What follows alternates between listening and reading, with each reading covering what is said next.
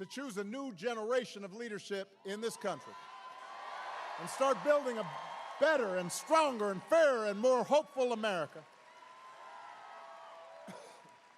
Now,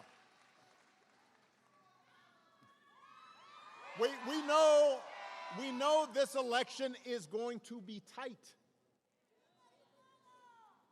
And it's going to be tight because a lot of Americans are struggling right now.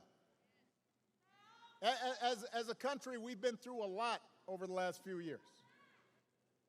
We've had a historic pandemic that wreaked havoc on communities and businesses. Disruptions from the pandemic then caused prices to spike, and that put a strain on family budgets. And in a lot of ways, it felt like the aspirations of working people have taken a back seat to the priorities of the rich and the powerful and the well-connected. So I understand why people are looking to shake things up. I get why sometimes folks are frustrated with politics. I'm sometimes frustrated with politics. So I get it. What I cannot understand is why anyone would think that Donald Trump will shake things up in a way that is good for you. That I don't understand. Because there is absolutely no evidence that this man thinks about anybody but himself. I've said it before. Donald Trump is a 78-year-old billionaire who has not stopped whining about his problems since he rode down that golden escalator 9 years ago.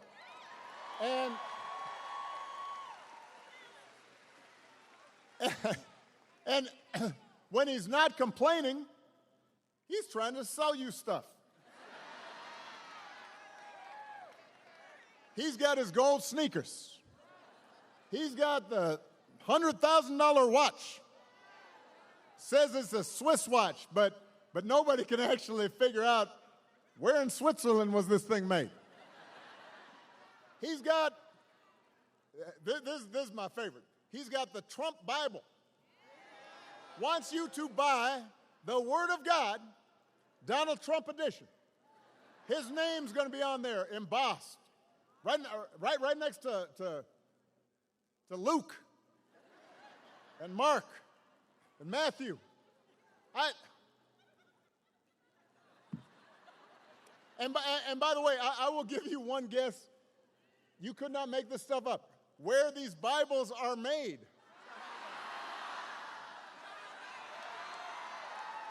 So, Mr. Tough Guy on China, except when he can make a few bucks, hawking his Trump edition Bibles. Come on, man. You can't make this stuff up. But he's doing it.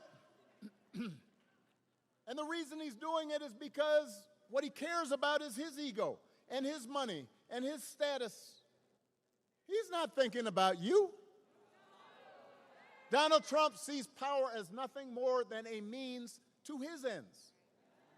He wants the middle class to pay the price for another huge tax cut that would mostly help him and his country club buddies. He doesn't care if he costs more women their reproductive freedoms because it won't make a difference in his life. Do not boo. Vote. They can't hear you when you boo, but when you vote, everybody can hear you.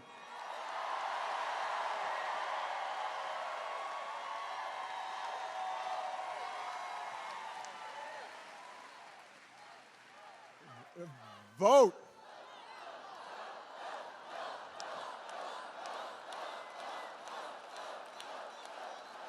Most of all, Donald Trump wants us to think that this country is hopelessly divided between us and them, between the, quote, real Americans,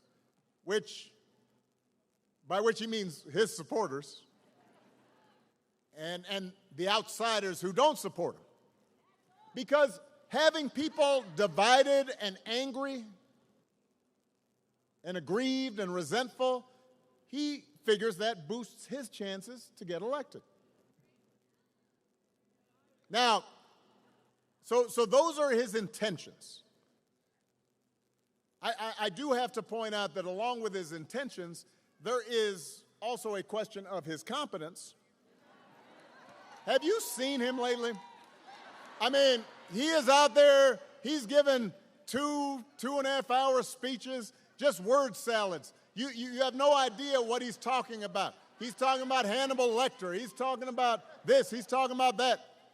He held a town hall meeting where he just, let me explain, because I've done a lot of town hall meetings. The point of a town hall meeting is to take questions. He just decided, you know what, I'm going to stop taking questions, and then he's swaying to Ave Maria and YMCA for about half an hour. Folks are standing there not sure what's happening. Can you imagine if I did that? Can you imagine if Ruben did that right in the middle? Now, our playlist would probably be better, but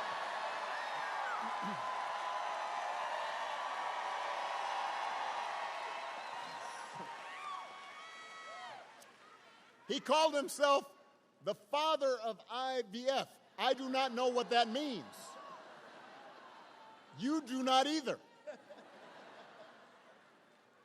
He said January 6th was a day of love. Do not boo, vote. It made January 6th sound like it was Woodstock. You would be worried if your grandpa was acting like this. No, I'm not joking. You would, right? You'd call up your cousins and you say, have you noticed?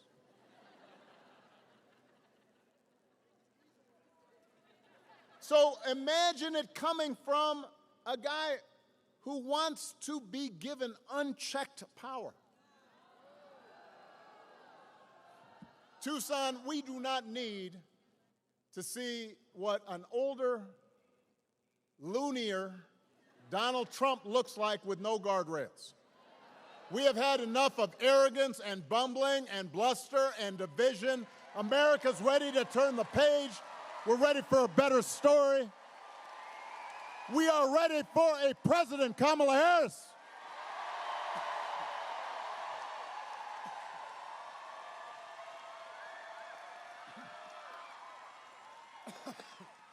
I warned you. I gotta go ahead and chant that.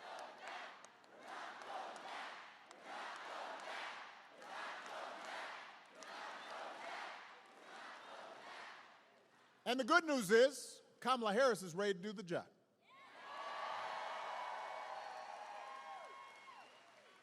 This is a leader who has spent her life fighting on behalf of people who need a voice, who need a champion. Somebody who was raised in the middle class, believes in the values that built this country, worked her way through college in McDonald's, served with distinction in every office she has ever held, who is as prepared for the job as any nominee for president has ever been. That's who Kamala is. And in the White House, she will have an outstanding partner in Governor Tim Walz.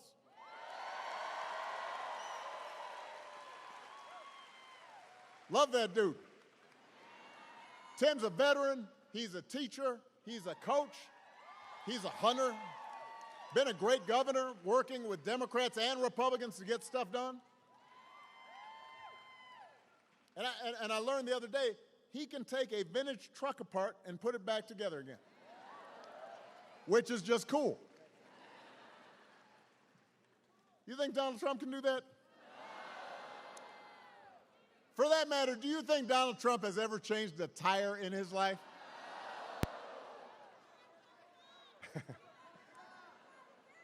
Yeah, you know, he's like having Jeeves change his tire.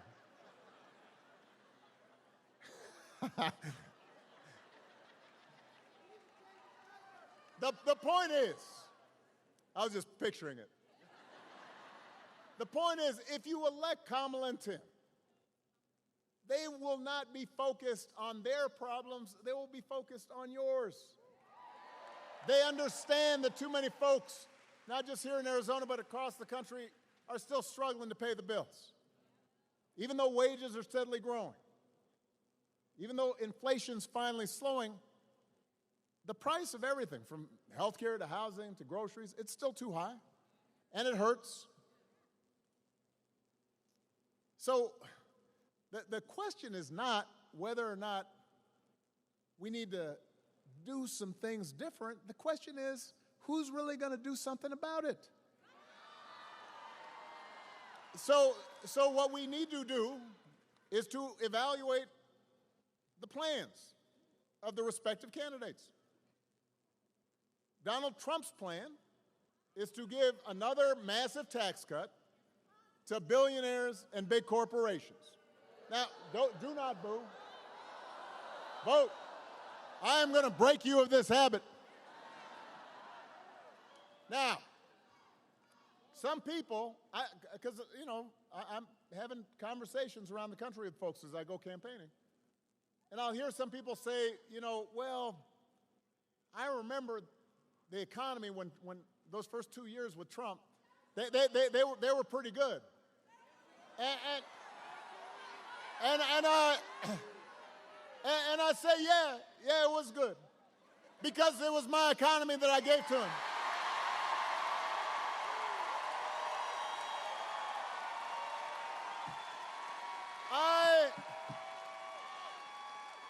I had spent the previous 8 years cleaning up the mess that Republicans had left me. So when I handed over the economy to Donald Trump, we had had 75 straight months of job growth. And I said, here you go. And all he did with it was give a tax cut to people who did not need one. And drove up the deficit in the process. And now he wants to do it again.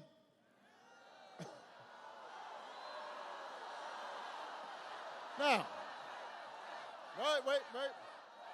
Now, in fairness, his other big economic plan is to slap tariffs on everything from food to TVs. Now, understand a tariff is any imported good, you just slap an extra cost on it. And if some other country's not playing fair in terms of trade, then you use it as a tool in your tool belt. But this is basically a Trump sales tax that could cost the average family almost $4,000 a year. This is not a plan to bring down prices. If you think prices are high now, Donald Trump's message is you ain't seen nothing yet. When it comes to health care, Donald Trump's got one answer, and that is end Obamacare. Get rid of the Affordable Care Act, even though 45 million people rely on it.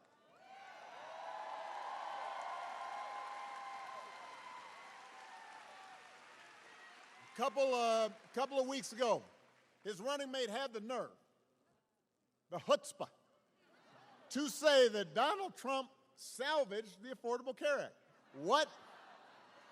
Donald Trump spent his entire presidency trying to dismantle it, and he couldn't even do that right. Thanks to John McCain, he didn't do it.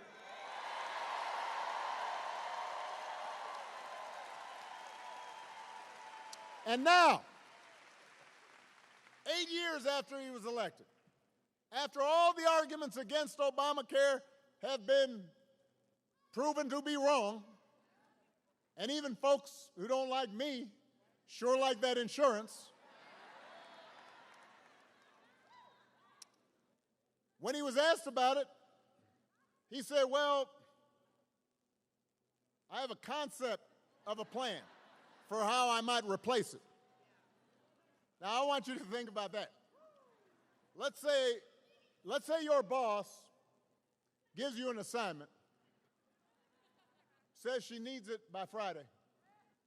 Friday rolls around, your boss says, "So, did you finish that project I asked for?" "Well, I haven't actually started, but I do have a concept of a plan." Students here at Arizona, you could try it with your professors. Now, papers due, and you just write on a sheet of paper, concept of a plan. You could try it at home. "Honey, did you do the dishes?" "I have a concept of a plan to do the dishes. Haven't done them yet." How's that going to go over?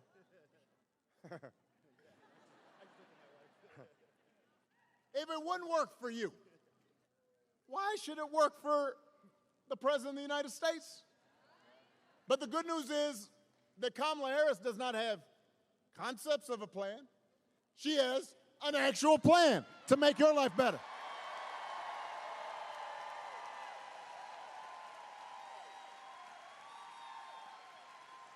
So, to bring down the cost of things like groceries, she'll go after corporations that are jacking up prices, just like she went after big banks and for-profit colleges when she was Attorney General in California. And believe me, when Kamala does, nobody's going to want to stand in her way. I've witnessed it. I remember after the home mortgage crisis, Kamala pushed me and my administration harder than any other Attorney General in the country to make sure homeowners got a fair settlement. And it didn't matter that I was a Democrat. She wasn't going to let anything stop her from winning as much relief as possible for the families who deserved it. That's who she is. That's the kind of president Kamala Harris will be.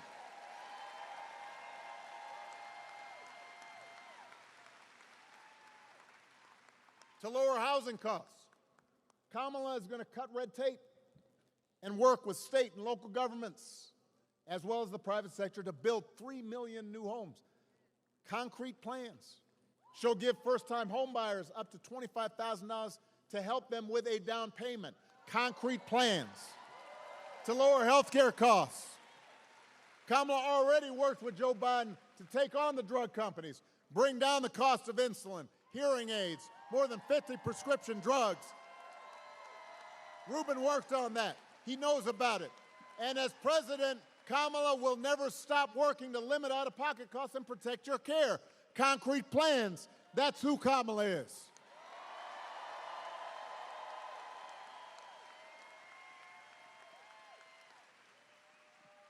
And instead of giving more tax cuts to billionaires and people who don't need them and raising prices on working families, Kamala's going to give a tax cut to 100 million middle-class and working people here in America.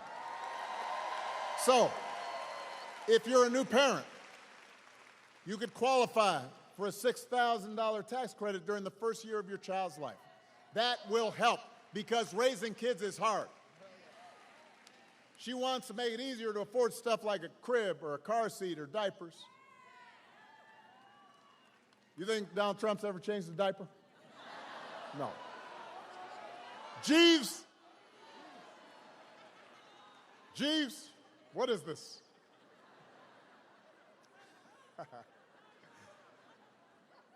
If you're starting a small business, Kamala Harris will give you a $50,000 tax credit to help you get it off the ground.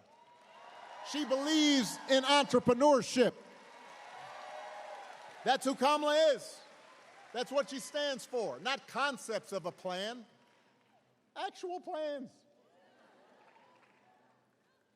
Now, if you challenge Trump or J.D. Vance on these quote-unquote concepts, they'll fall back on one final answer. This is their go-to.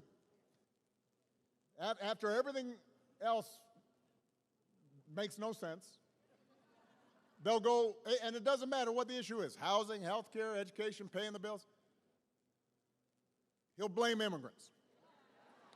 He wants you to believe that if you let him round up whoever he wants and ship them out, all your problems will be solved.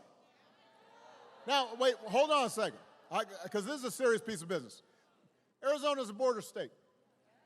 You know there are real issues at the border. We can't pretend there are not. We are a nation of laws, and we are a nation of immigrants. We were built on immigrants looking for a better life. We also have to make sure that the system works the way it was supposed to, right? So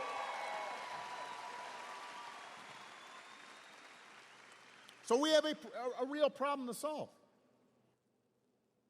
But remember, Donald Trump was president for 4 years. He likes to talk about Kamala being vice president for 4 years. We remember you being president, buddy, for 4 years. And if rounding up and deporting millions of desperate people, many of them women and children, is the answer to everything, looks like we might need an EMT right in front here. Everybody bend your knees real quick, because sometimes when you stand too long, you get a little faint. She'll be all right. Just got to make sure, and drink something if you got it, all right? Good job, EMTs.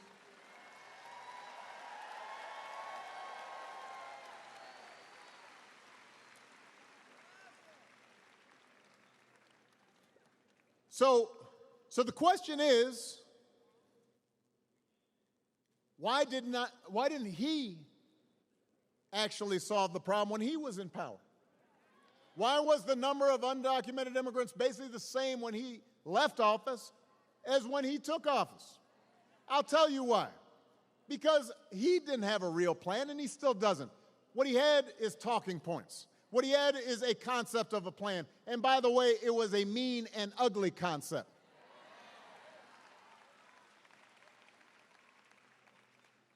You know what would actually help bring order to the border and actually help fix our immigration system? The bipartisan deal that Kamala Harris supported, even though it was written by one of the most conservative Republicans in Congress, and Donald Trump deliberately lobbied against it and told Republicans don't vote for it because he figured that if you passed it, he would not be able to engage in the same kind of fear-mongering that he's been doing.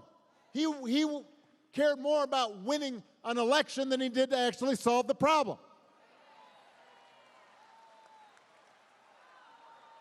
Vote.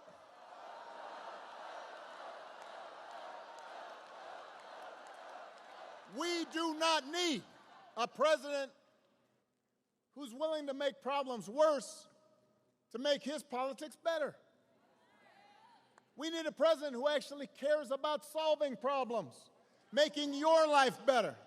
That's what Kamala Harris will do.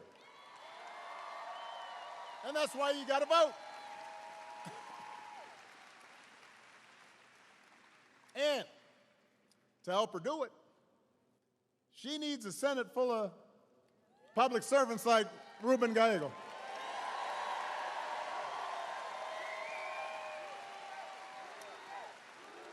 Ruben. Keep going while I take my sip of water. Ruben. You heard Ruben speak a little bit about his life. Son of an immigrant, single mom. Growing up, he and his sisters didn't have much. He worked construction, worked as a meat packer, anything to help his family. Later, he served in the Marines. In Congress, he's proven that he will stand up to corporate price gouging and work to lower costs for families. Ruben's the kind of person we need in Washington.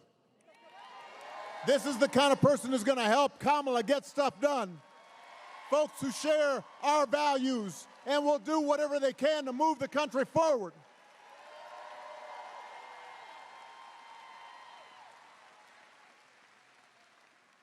And him teaming up with Mark Kelly, man, that's a powerful 1-2 punch right there.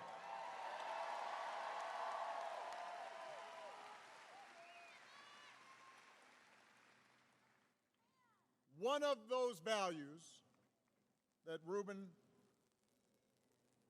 shares and that's talked a lot about in the campaign is freedom. So I want to talk a little bit about that. I do not think we've ever had an election with candidates who understand freedom so differently.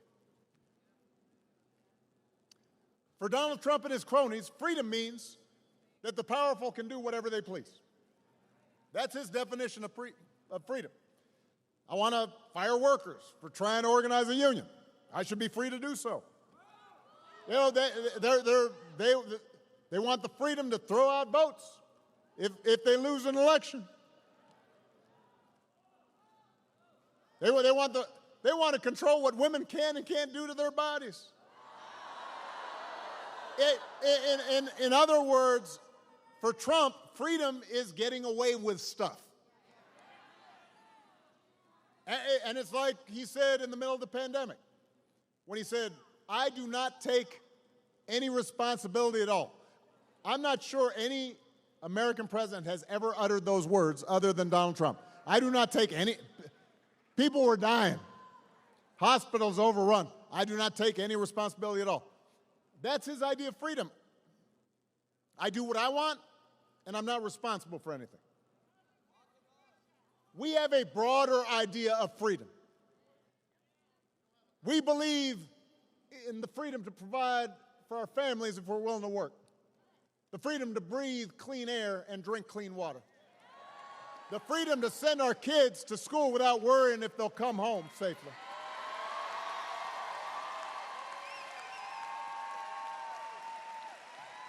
We believe that true freedom gives each of us the right to make decisions about our own lives, how we worship, who we marry, what our family looks like. And we also believe that freedom requires us to recognize that other people have the freedom to make different choices. And it doesn't make them bad people. It doesn't make them evil people. It doesn't make them enemies of the state. I mean, I listen to some of the language that's being thrown around. Look, even on the most contentious issues, I've always said there are good people of conscience on both sides of the abortion divide. And I respect anybody whose faith tells them that it's not something that they would do, that they support. But if we believe in freedom, then we should at least agree that such a deeply personal decision should be made by the woman whose body is involved, not by politicians.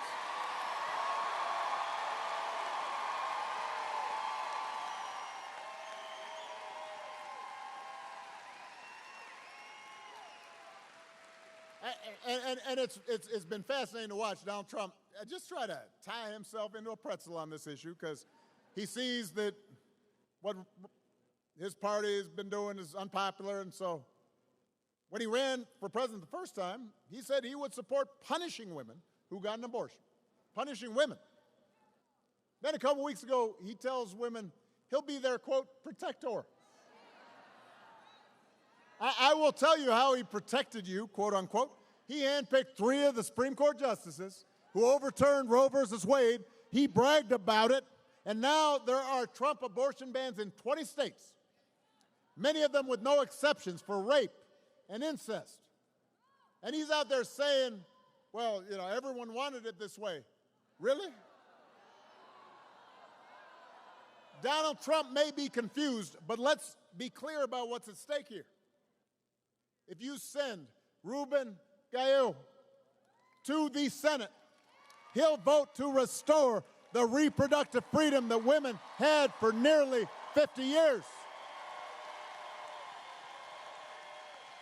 And if Congress passes that bill, Kamala Harris will sign it into law.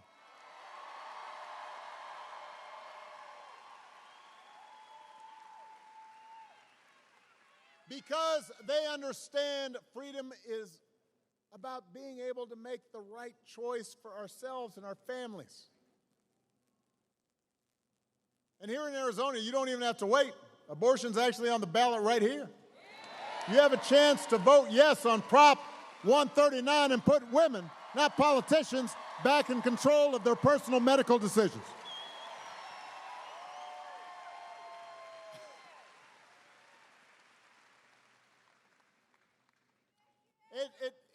It's an example of how, at the end of the day, this election, it's not just about policies. It's not just about plans or concepts of a plan. It's about values. It's about who we are, how we treat each other, the example we want to set for our children and their children. It's about character. Some of you know that when I was growing up, I didn't have a father in the house. But I was lucky enough to have people around me. A stepfather for a time, my grandparents, teachers, coaches, and most of all, my mom, who taught me the difference between right and wrong, who showed me what it meant to have integrity and to be honest and to be responsible and to work hard and to treat other people the way I wanted them to treat me. And I suspect most of you grew up the same way. And as you know, I wasn't perfect right off the bat. And sometimes I didn't live up to those values, and I made mistakes. And I tried to learn from them. And then as I got older, I continued to benefit from people who reinforced those values. And obviously, my wife, Michelle, was one of those people.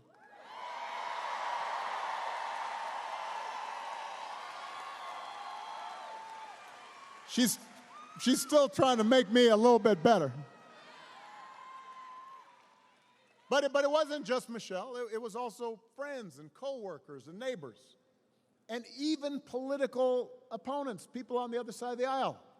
And I already mentioned it before. Being here in Tucson, I'm thinking about my friend John McCain. Yeah, now, I don't want to over-romanticize our relationship. And, you know, John was conservative, to put it mildly.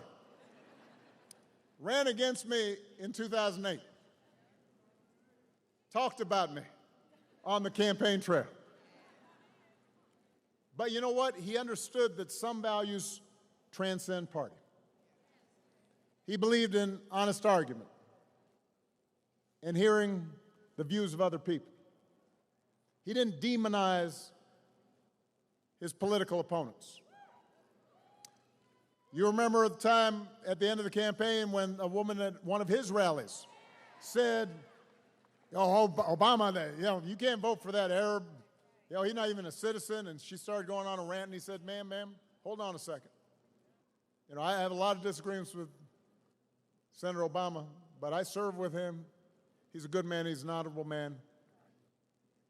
He's a patriotic American. Shut it down.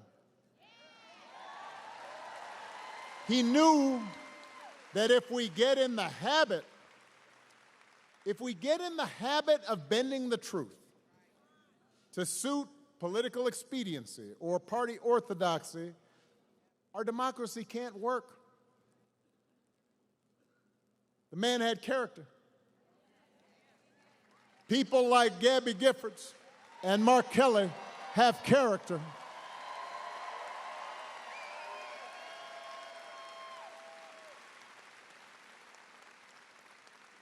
Your governor has character.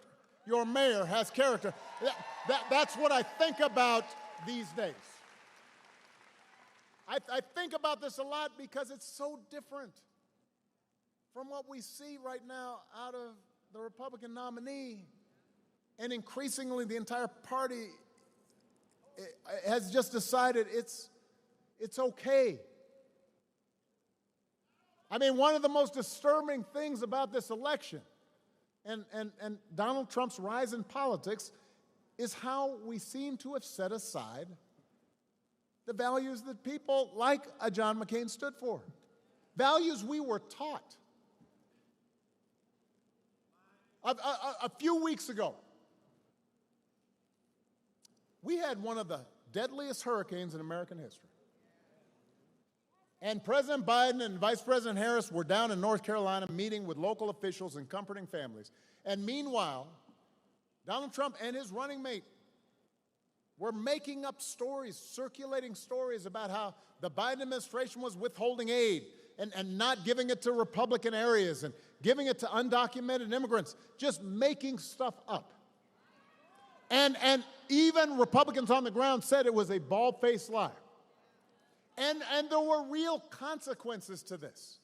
The other day, a man was arrested for threatening FEMA workers, emergency relief workers, because he believed some of those lies that were being spread.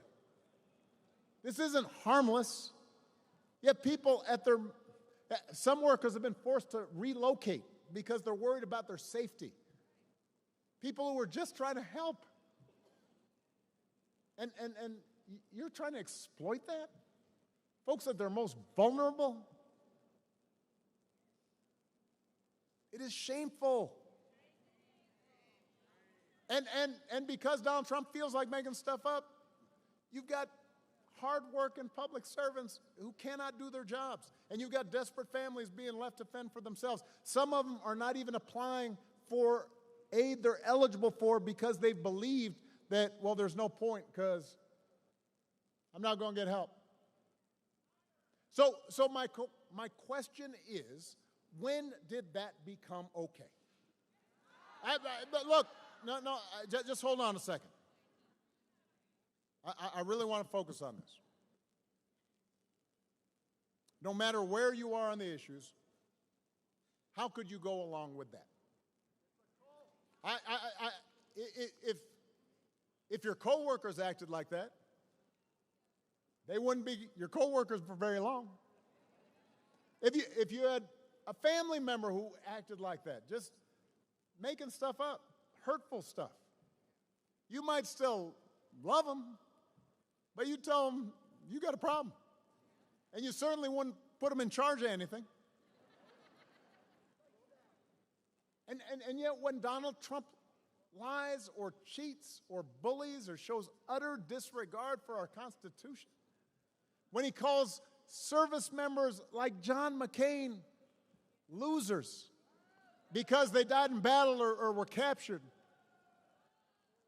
when he calls fellow citizens vermin or the enemy within,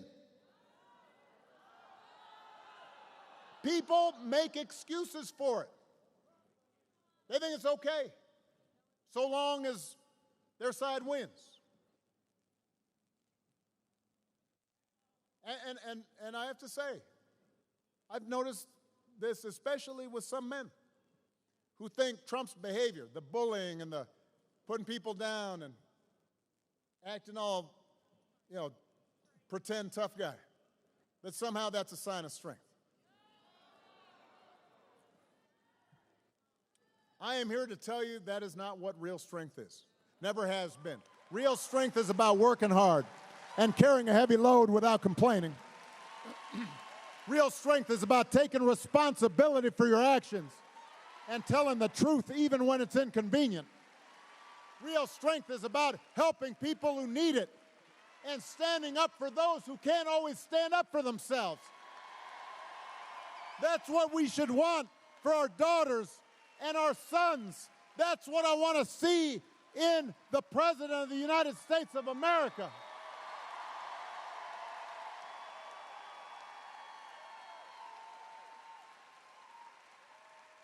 And the good news is that you have a candidate. You have candidates to vote for in this election who demonstrate character, who know what real strength looks like, who will set a good example and will do the right thing and lead this country better than they found it. And that is the choice in this election.